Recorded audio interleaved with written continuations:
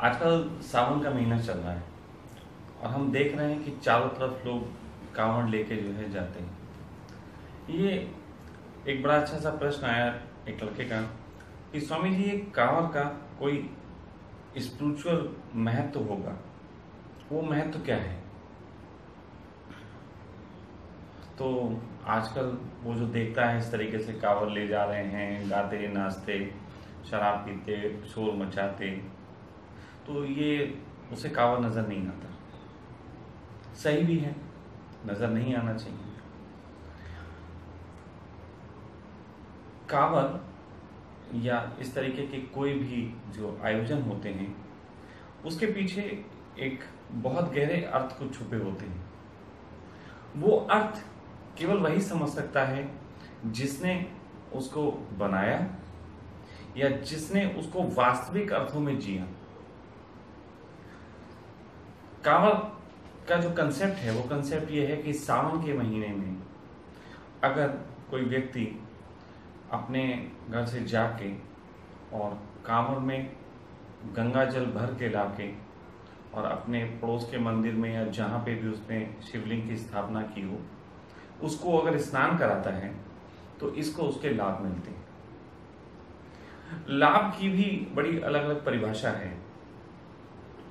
धार्मिक लाभ लोग समझते हैं कि धन का लाभ होना, इज्जत प्रतिष्ठा का लाभ होना, ये धार्मिक लाभों में आता है। नहीं, धार्मिक लाभ कई अलग प्रकार के होते हैं। पहली बात तो एक धर्म का कंसेप्ट है जिसको सबको सदा याद रखना चाहिए, इससे बातों को समझने में आसानी हो जाती है। धर्म का कंसेप्ट है कि आप काम, क्रोध, लोभ, मोह, ईर्ष्या, द्वेष, अहंकार, इन सब से मुक्त हो सके। और इन सब से मुक्त होने के लिए आपको जो चीजें चाहिए उसमें शील, धैर्य, साहस, आपको क्रोध पे कंट्रोल, ये सारी चीजें उसमें आती हैं। जो आदमी इन गुणों से परिपूर्ण होता है वही काम, क्रोध, लोभ, मोह से मुक्त हो सकता है। तो ऐसे में कांवड़ का महत्व ये है कि घर से यदि कोई आदमी 100-200 किलोमीटर की दूर सावन के महीने में, अब सावन के महीने का कंसेप्ट समझो। सावन के महीने में बरसात होती है, ह्यूमिडिटी जो है बढ़ी हुई होती है। आपको ऐसे में थोड़ी थोड़ी देर बाद ही पानी की जरूरत महसूस होती है। शरीर एकदम जो है वो पसीने छोड़ता है। तो यात्रा के लिहाज से ये महीना ही अपने में एक विवादित है। लेकिन एक थोड़ा सा फायदा भी होता है, वो ये कि इस समय ज्यादा फसलें जो हैं नहीं बोई जा रही होती हैं, लोग अपने काम धाम पे ज्यादा नहीं होते हैं। जब ये बनाया गया था तब की बात कर रहा हूँ, अब तो काम ही काम है लोगों को, कुछ नहीं तो फेसबुक पे आना काम।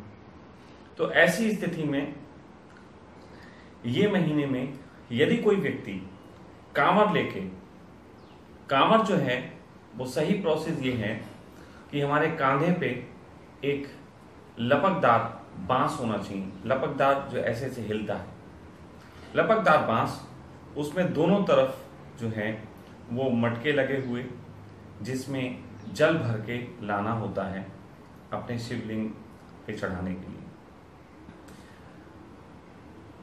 और अगर कोई व्यक्ति 100-200 किलोमीटर की यात्रा करके वो जल अपने घर तक लाना चाहे तो उसके लिए बहुत धैर्य की जरूरत है।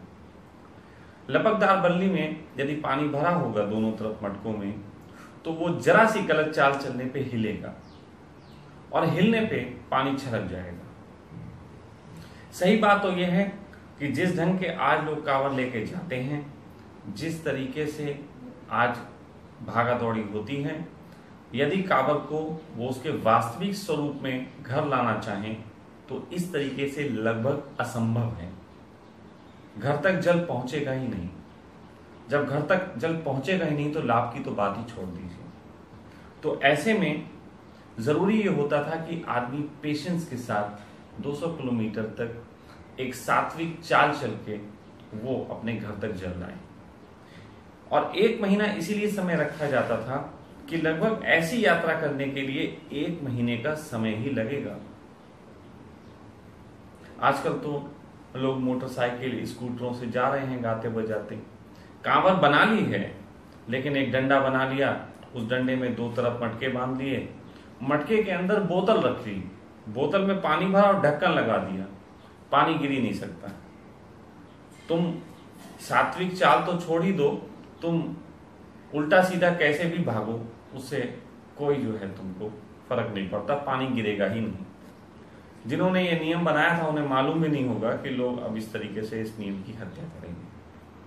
लेकिन यदि कोई व्यक्ति उस वास्तविक स्वरूप से, जो मैं बता रहा हूं कि बांस की लपकदार बल्ली, दोनों तरफ उसमें मटके, मटके में पानी, और सात्विक ढंग से बिना जमीन पे रखे, जमीन पे नहीं रखा जाता है कांवर, बिना जमीन पे रखे इतनी दूरी तक अगर वो लाता है लगातार, तो ऐसी अवस्था में उस आदमी को जो धार्मिक लाभ होंगे उसमें सबसे बड़ा होगा कि उसका पेशेंस बढ़ेगा, उसका क्रोध खत्म होगा, उसको इंद्रियों को कमांड करने में सहयोग मिलेगा।